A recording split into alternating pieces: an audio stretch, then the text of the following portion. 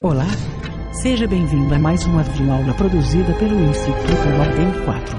Nessa videoaula revisaremos os conceitos de reflexo inato e comportamento respondente. Veremos suas definições, exemplos, sua relação com as emoções e analisaremos em detalhe as leis do reflexo, lei da intensidade e magnitude, lei do limiar e lei da latência.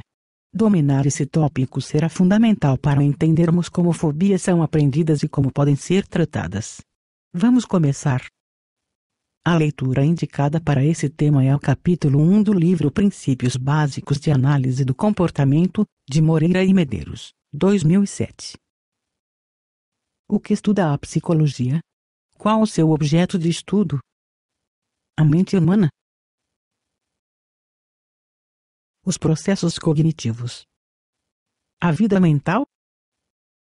Na verdade, todas essas respostas, e muitas outras, podem ser consideradas ou verdadeiras, ou falsas, ou incompletas dependendo da abordagem psicológica em questão. Uma definição bastante conhecida de objeto de estudo da psicologia, e adotada pela abordagem psicológica chamada análise do comportamento, é a de que a psicologia estuda interações de organismos, vistos como um todo, com seu meio ambiente. Mas para se compreender a extensão dessa definição de objeto de estudo é necessário, antes, compreender o significado técnico dos termos organismo, ambiente e interação. Quando falamos de organismos, falamos de seres vivos do reino animal como, por exemplo, macacos, pombos, insetos, ratos e, sobretudo, é claro, os seres humanos, as pessoas. O conceito de ambiente é bastante amplo e complexo, mas, por enquanto, podemos entender ambiente como tudo no mundo que cerca um organismo: sons, cheiros, imagens, objetos, fontes de calor ou frio, vozes, palavras, expressões faciais e gestos são apenas alguns exemplos de coisas no mundo que fazem parte do ambiente de um organismo, do ambiente de uma pessoa, por exemplo.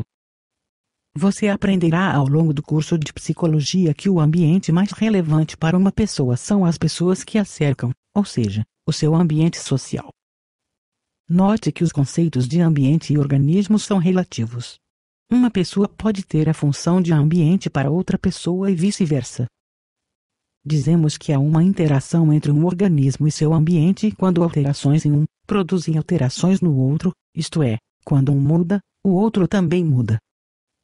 O tipo de interação mais simples entre um organismo e seu ambiente ocorre quando uma alteração no ambiente produz uma alteração involuntária, automática no organismo.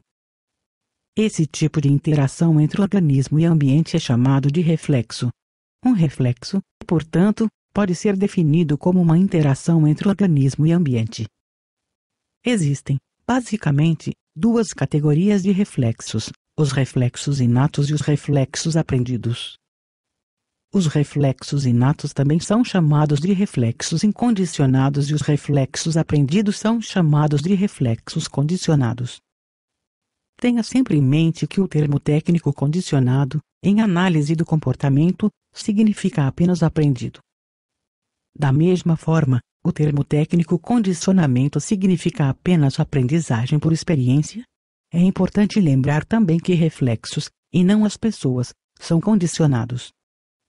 Os reflexos incondicionados são característicos a todos os membros de uma mesma espécie. Já os reflexos condicionados variam de indivíduo para indivíduo de uma espécie, pois dependem de aprendizagem, e cada indivíduo passa, em sua vida, por diferentes histórias de aprendizagem. Quando uma pessoa nasce, ou qualquer membro de qualquer outra espécie, ela já nasce preparada para interagir de alguma maneira com seu meio ambiente. Imagine, por exemplo, como seria difícil ensinar um bebê recém-nascido a mamar. Felizmente, de forma reflexa, o bebê começa a sugar tudo que toca sua boca.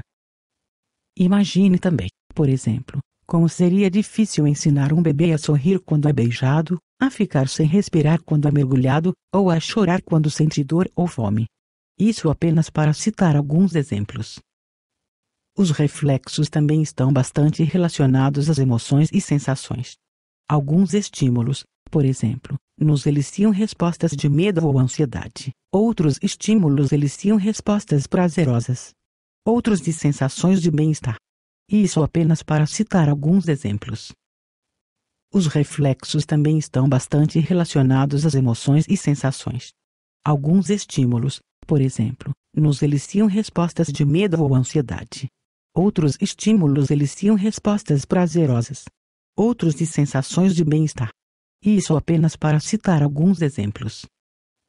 Como os reflexos estão intimamente relacionados às emoções, é muito importante que os psicólogos compreendam bem seu funcionamento.